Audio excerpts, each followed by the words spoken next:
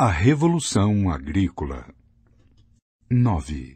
Pintura rupestre de um túmulo egípcio, datada de aproximadamente 3.500 anos atrás, retratando cenas agrícolas típicas. 5.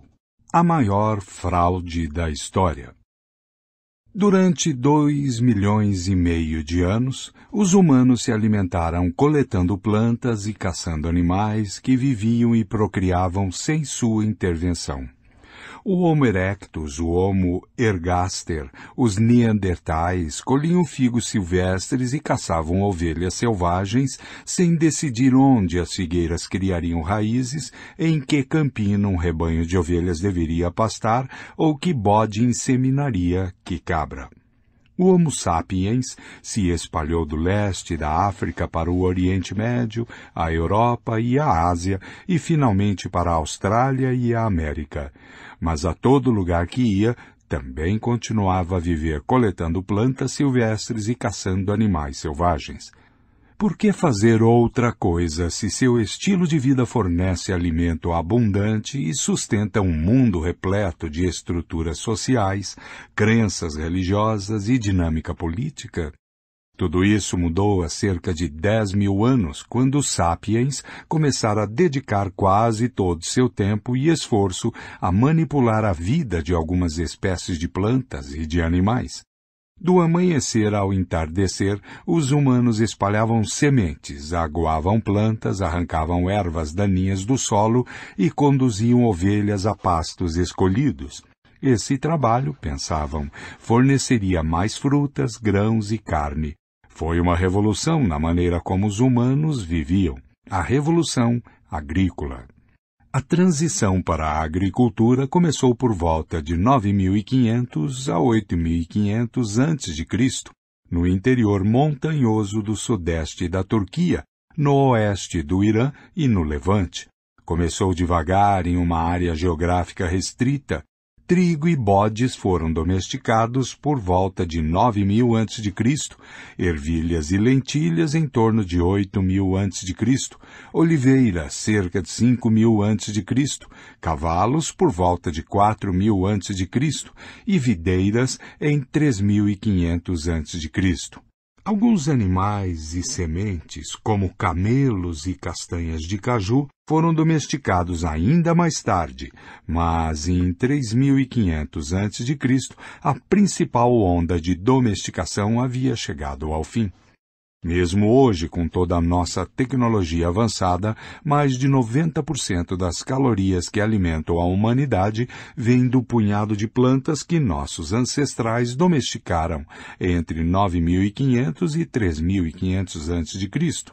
Trigo, arroz, milho, batata, pães e cevada. Nenhuma planta ou animal importante foi domesticado nos últimos 2.000 anos. Se nossa mente é a dos caçadores-coletores, nossa culinária é a dos antigos agricultores. Os acadêmicos um dia acreditaram que a agricultura se espalhou de um único ponto de origem, no Oriente Médio, para os 4 cantos do mundo. Hoje, os estudiosos concordam que a agricultura surgiu em outras partes do mundo, não pela ação dos agricultores do Oriente Médio, exportando sua revolução, e sim de modo totalmente independente. Povos na América Central domesticaram milho e feijão sem saber nada a respeito do cultivo de trigo e ervilha no Oriente Médio. Os sul-americanos aprenderam a domesticar batata e lhamas sem saber o que estava acontecendo no México nem no Levante. Os primeiros revolucionários da China domesticaram arroz, pães e porcos. Os primeiros agricultores da América do Norte foram os que se cansaram de vasculhar o subsolo à procura de abóboras comestíveis e decidiram cultivar abóbora. Os habitantes da Nova Guiné domesticaram a cana-de-açúcar e a banana, ao passo que os primeiros fazendeiros da África Ocidental produziam pães africano, arroz africano, sorgo e trigo, conforme suas necessidades. Desses pontos iniciais, a agricultura se espalhou para o mundo inteiro. No século I da era cristã, a grande maioria dos povos na maior parte do mundo era de agricultores. Por que irromperam revoluções agrícolas no Oriente Médio, na China e na América Central, mas não na Austrália, no Alasca ou na África do Sul? A razão é simples. A maioria das espécies de plantas e de animais não pode ser domesticada. Os sapiens podiam desenterrar trufas deliciosas e caçar mamutes lanudos, mas domesticar qualquer uma dessas espécies estava fora de questão. Os fungos eram esquivos demais. Os animais gigantes eram ferozes demais.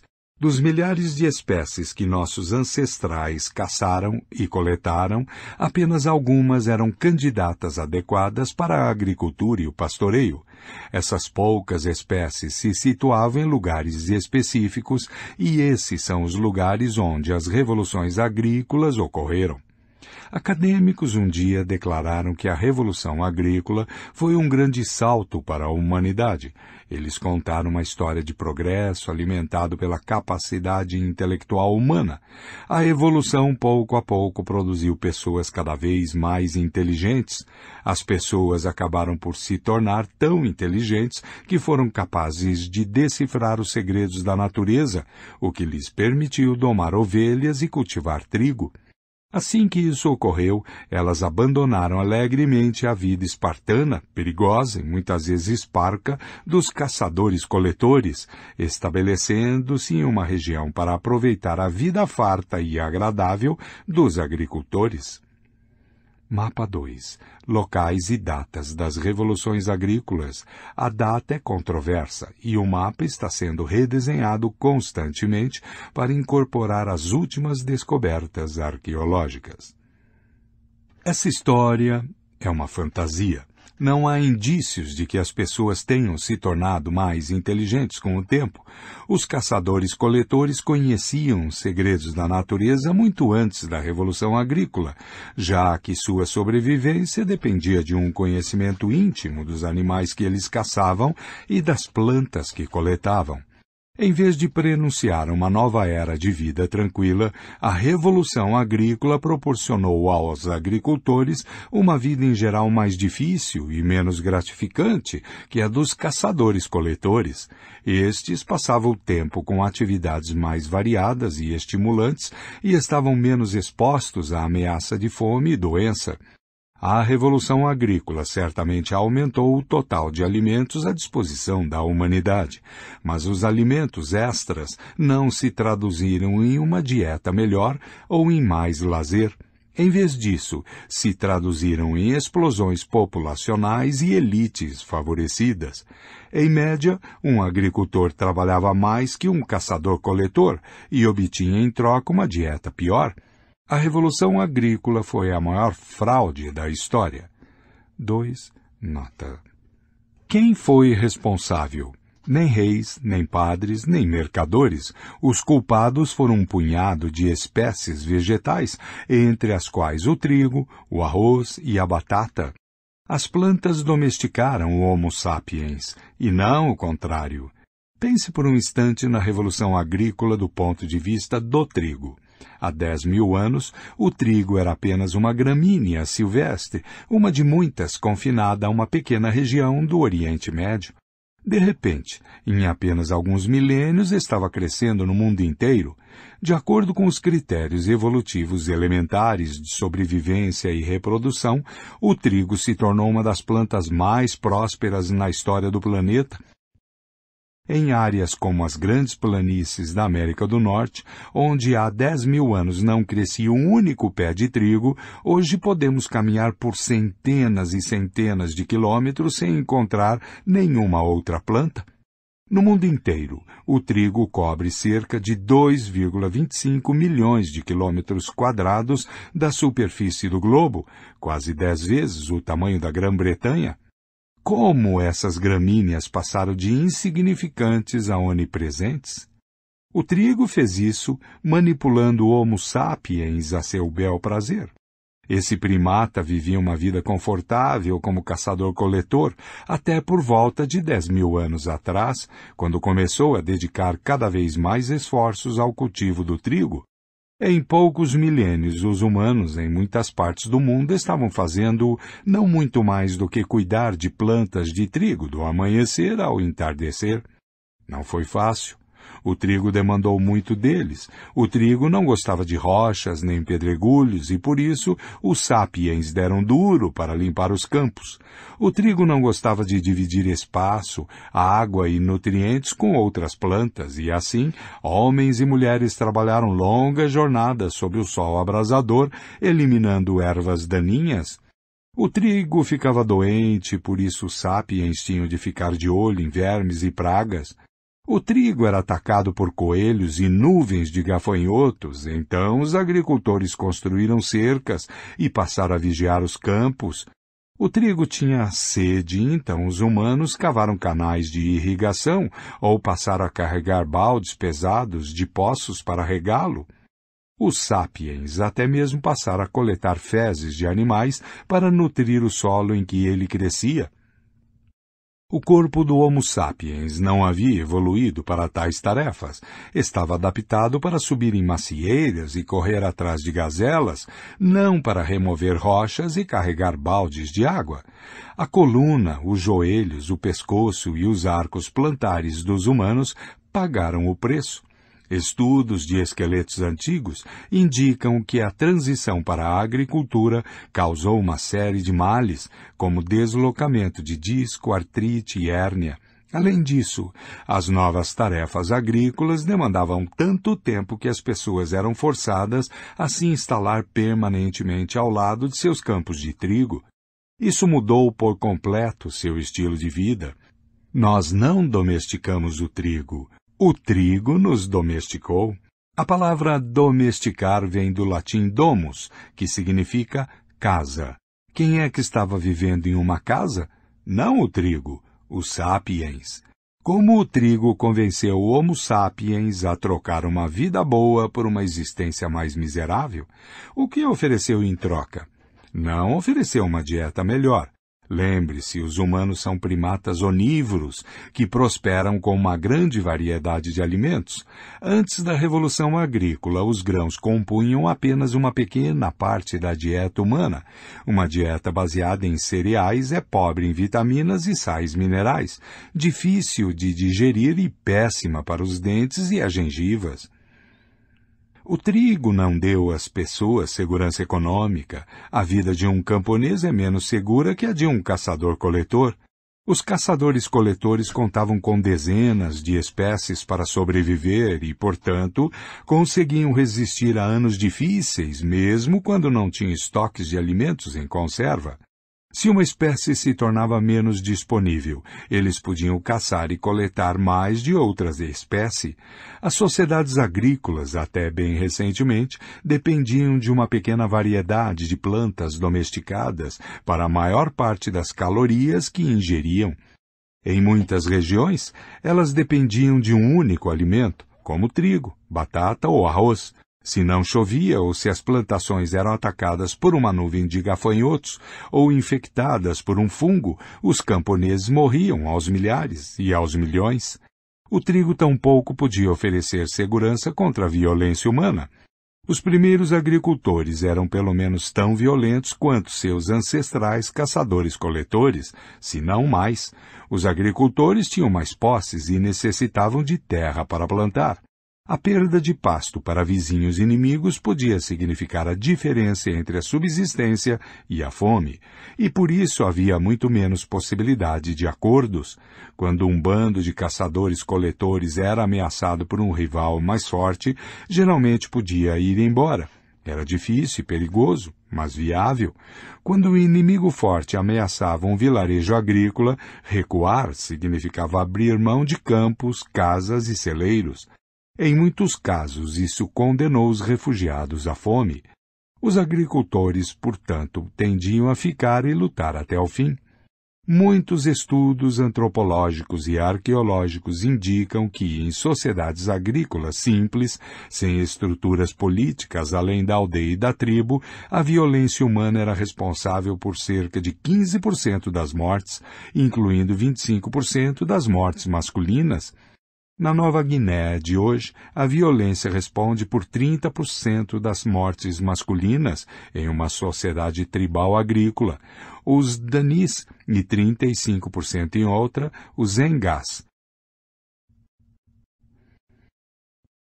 No Equador, possivelmente 50% dos Waoranis adultos encontram uma morte violenta nas mãos de outro humano.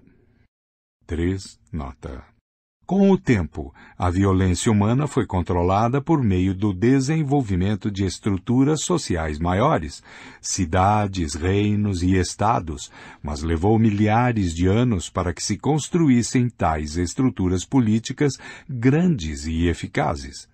A vida em comunidade certamente trouxe alguns benefícios imediatos aos primeiros fazendeiros, tal como uma melhor proteção contra animais ferozes, chuva e frio. Porém, para um indivíduo médio, as desvantagens provavelmente eram mais significativas que as vantagens. É difícil as pessoas nas sociedades prósperas de hoje compreendê-lo. Como temos abundância e segurança, e como nossa abundância e segurança foram construídas sobre as bases assentadas pela Revolução Agrícola, presumimos que a Revolução Agrícola foi uma melhoria incrível. Mas é errado julgar milhares de anos de história da perspectiva de hoje. Um ponto de vista muito mais representativo é o da garotinha de 3 anos de idade morrendo de desnutrição na China do século I, porque a lavoura de seu pai não vingou. Ela diria, estou morrendo de desnutrição, mas em 2000 anos as pessoas terão comida e abundância e viverão em casas grandes com ar-condicionado, então meu sofrimento é um sacrifício válido? Então, o que o trigo ofereceu aos agricultores, incluindo essa garotinha chinesa subnutrida? Não ofereceu nada para as pessoas enquanto indivíduos, mas concedeu algo ao Homo sapiens enquanto espécie. O cultivo de trigo proporcionou muito mais alimento por unidade de território e, com isso, permitiu que o Homo sapiens se multiplicasse exponencialmente. Por volta de 13.000 a.C., quando as pessoas se alimentavam coletando plantas silvestres e caçando animais selvagens, a área em torno do oásis de Jericó, na Palestina, podia sustentar no máximo um bando nômade de cerca de 100 indivíduos, relativamente saudáveis e bem nutridos. Por volta de 8.500 a.C., quando as plantas silvestres deram lugar aos campos de trigo, o oásis sustentava uma aldeia grande, mas abarrotada, de 1.000 pessoas que padeciam muito mais de doenças e má nutrição. A moeda da evolução não é fome nem dor, e sim cópias de hélices de DNA, assim como o sucesso econômico de uma empresa é medido apenas pelo número de dólares em sua conta bancária, não pela felicidade de seus empregados. O sucesso evolutivo de uma espécie é medido pelo número de cópias de seu DNA. Se não restam mais cópias de DNA, a espécie está extinta, assim como a empresa sem dinheiro está falida. Se uma espécie ostenta muitas cópias de DNA, é um sucesso, e a espécie prospera. Em tal perspectiva, 1.000 cópias é sempre melhor do que 100 cópias. Essa é a essência da Revolução Agrícola, a capacidade de manter mais pessoas vivas em condições piores. Mas por que os indivíduos deveriam se importar com esse cálculo evolutivo? Porque uma pessoa em sã consciência reduziria seu padrão de vida só para multiplicar o número de cópias do genoma do Homo sapiens? Ninguém concordou com isso. A Revolução Agrícola foi uma armadilha. A armadilha do luxo. A ascensão da agricultura ocorreu de maneira muito gradativa ao longo de séculos e milênios. Um bando de Homo sapiens coletando cogumelos e nozes e caçando cervos e coelhos não se instalou de súbito em um assentamento permanente, arando campos, colhendo trigo e carregando água do rio. A mudança aconteceu em etapas, cada uma das quais envolvendo apenas uma pequena alteração na vida cotidiana. O Homo sapiens chegou ao Oriente Médio há cerca de 70 mil anos. Durante os 50 mil anos seguintes, nossos ancestrais prosperaram na região sem se dedicar à agricultura. Os recursos naturais eram suficientes para sustentar sua população humana. Em períodos de fartura, as pessoas tinham mais filhos e, em períodos de escassez, um pouco menos. Os humanos, como muitos mamíferos, têm mecanismos genéticos e hormonais que ajudam a controlar a procriação. Em épocas boas, as fêmeas chegam à puberdade mais cedo e suas chances de engravidar são um pouco maiores. Em épocas ruins, a puberdade é tardia e a fertilidade diminui. A esses controles populacionais naturais somavam-se mecanismos culturais. Bebês e crianças pequenas que se locomovem devagar e demandam muita atenção eram um fardo para caçadores-coletores nômades. As pessoas tentavam ter filhos a cada 3 ou 4 anos. As mulheres faziam isso amamentando seus filhos o dia todo e por mais anos. A amamentação constante diminui significativamente as chances de engravidar. Outros métodos incluíam abstinência sexual total ou parcial, apoiada talvez por tabus culturais, abortos e, ocasionalmente, infanticídio. 4. Nota. Durante esses longos milênios, as pessoas comiam grãos de trigo de vez em quando, mas estes eram parte secundária de sua dieta. Há cerca de 18 mil anos, a última era glacial deu lugar a um período de aquecimento global. Com o aumento das temperaturas, aumentaram também as chuvas. O novo clima era ideal para o trigo e outros cereais do Oriente Médio, que se multiplicaram e se espalharam. As pessoas começaram a comer mais trigo e, sem querer, favoreceram seu crescimento e difusão. Como era impossível comer grãos silvestres sem antes escolhê-los, moê-los e cozinhá-los, as pessoas que coletavam esses grãos os carregavam a seus acampamentos temporários para processá-los. Os grãos de trigo são pequenos e numerosos, e alguns deles inevitavelmente caíam a caminho do acampamento e se perdiam. Com o tempo, cada vez mais trigo cresceu perto dos acampamentos e dos caminhos preferidos pelos humanos. Ao promover queimadas em florestas e matagais, os humanos também ajudavam o trigo. O fogo limpava árvores e arbustos, permitindo que o trigo e outras gramíneas monopolizassem a luz do sol, a água e os nutrientes. Onde o trigo se tornava particularmente abundante e a carne de caça e outras fontes de alimento também eram abundantes, os bandos humanos puderam, pouco a pouco, abandonar seu estilo de vida nômade e se assentar em acampamentos onde se estabeleciam por uma estação inteira, ou mesmo em caráter permanente. No começo, talvez eles acampassem por 4 semanas durante a colheita. Na geração seguinte, com a multiplicação e o alastramento do trigo, o acampamento da colheita talvez durasse 5 semanas, depois 6, até que se tornou um assentamento permanente. Evidências de tais acampamentos foram encontradas em todo o Oriente Médio, sobretudo no Levante, onde a cultura natufiana floresceu de 12.500 a.C. a 9.500 a.C. Os natufianos eram caçadores-coletores que subsistiam à base de dezenas de espécies silvestres, mas viviam em assentamentos permanentes e dedicavam grande parte de seu tempo à coleta intensiva e ao processamento de cereais silvestres. Eles construíram casas e celeiros de pedra e armazenavam grãos para épocas de necessidade. Inventaram novas ferramentas, como foices de pedra, para colher trigo silvestre e pilões de pedra para moê-lo. No período que se seguiu a 9500 a.C., os descendentes dos natufianos continuaram a coletar e processar cereais, mas também começaram a cultivá-los de forma cada vez mais elaborada. Ao coletar grãos silvestres, eles tomavam cuidado de reservar parte da colheita para semear os campos na estação seguinte. Descobriram que poderiam obter resultados muito melhores semeando os grãos em camadas mais profundas do solo do que espalhando-os de maneira aleatória pela superfície. Então, começaram a capinar e arar.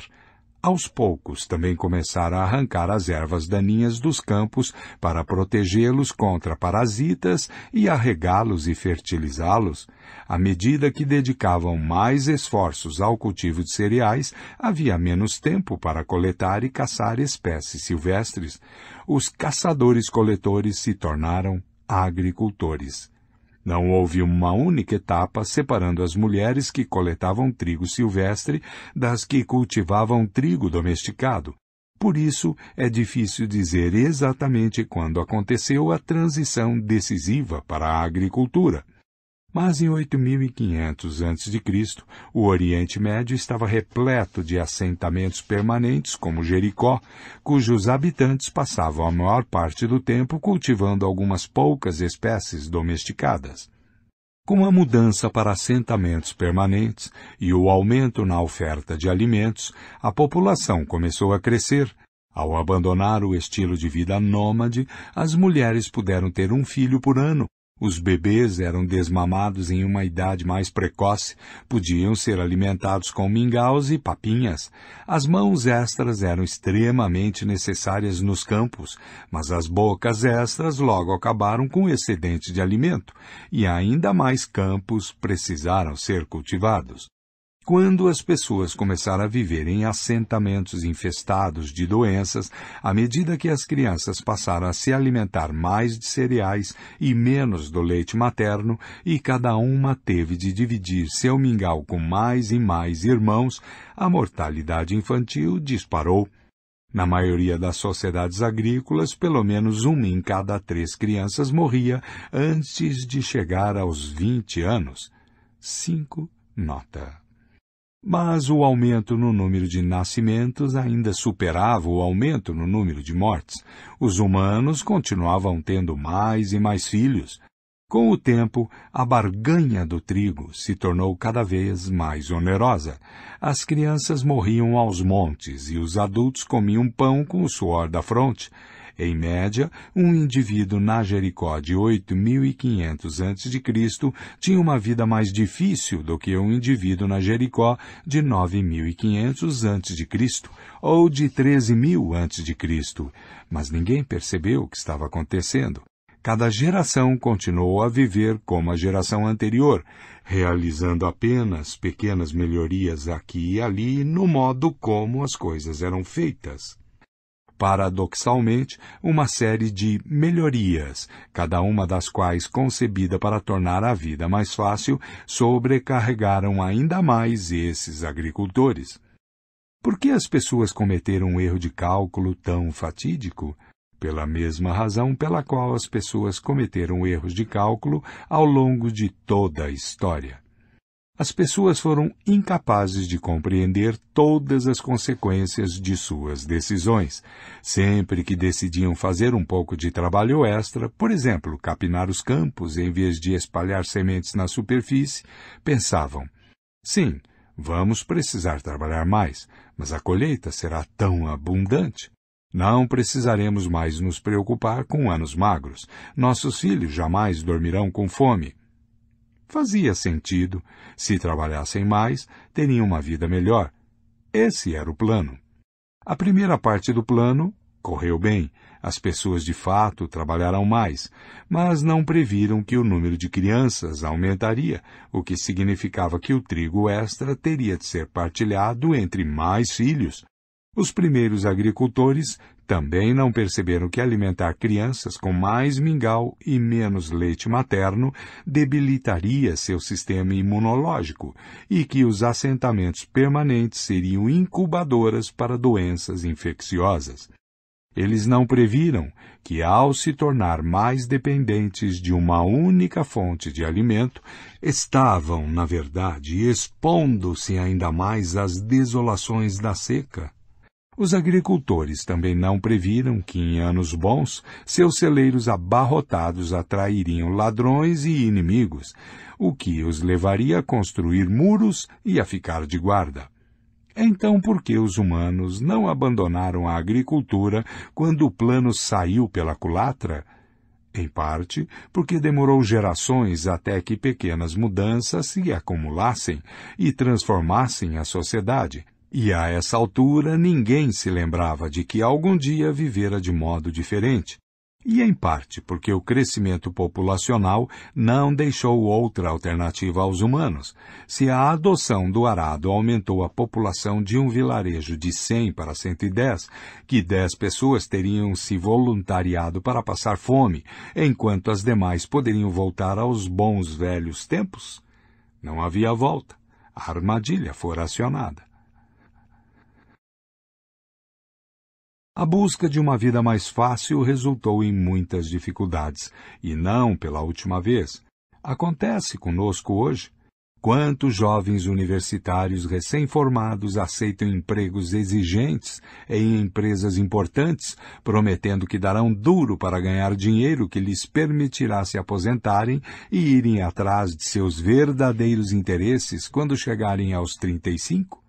Mas, quando chegam a essa idade, eles têm grandes hipotecas para quitar, filhos para educar, casas em zonas residenciais que necessitam pelo menos de 2 carros por família e uma sensação de que a vida não vale a pena sem um bom vinho e férias caras no exterior. O que se espera que façam? Voltem a arrancar raízes? Não, eles redobram seus esforços e continuam se escravizando. Uma das poucas leis férreas da história é que os luxos tendem a se tornar necessidades e a gerar novas obrigações. Uma vez que as pessoas se acostumam a um certo luxo, elas o dão como garantido, passam a contar com ele, acabam por chegar a um ponto em que não podem viver sem. Tomemos outro exemplo familiar de nosso tempo. Nas últimas décadas, inventamos inúmeros instrumentos que supostamente economizam tempo e tornam a vida mais fácil. Lavadoras de roupa e de louça, aspiradores de pó, telefones, aparelhos celulares, computadores, e-mail. Antes dava muito trabalho escrever uma carta, endereçar e selar um envelope e levá-lo até o correio. Levava-se dias ou semanas, talvez até meses, para obter uma resposta. Hoje em dia eu posso escrever um e-mail às pressas, enviá-lo para o outro lado do mundo e, se meu destinatário estiver online, receber uma resposta 1 minuto depois. Economizei todo aquele trabalho e tempo, mas tenho uma vida mais tranquila?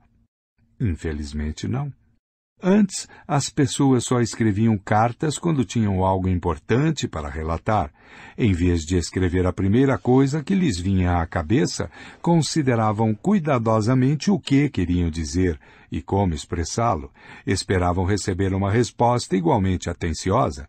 A maioria das pessoas escrevia e recebia não mais de um punhado de cartas por mês e raramente se sentia compelida a responder de imediato.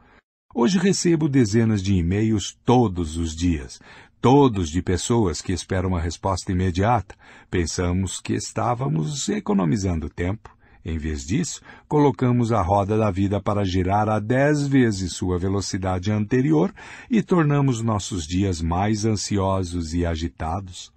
Aqui e ali, um ludista, avesso aos avanços tecnológicos, se recusa a abrir uma conta de e-mail. Assim como há milhares de anos, alguns bandos de humanos se recusaram a adotar a agricultura e assim escaparam da armadilha do luxo. Mas a revolução agrícola não precisava da adesão de todo e qualquer bando em determinada região.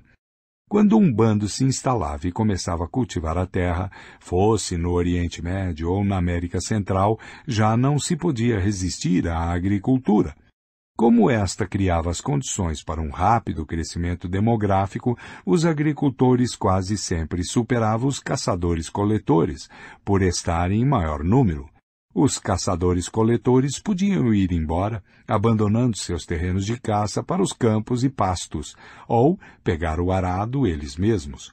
De um jeito ou de outro, o estilo de vida antigo estava condenado. A história da armadilha do luxo traz uma lição importante.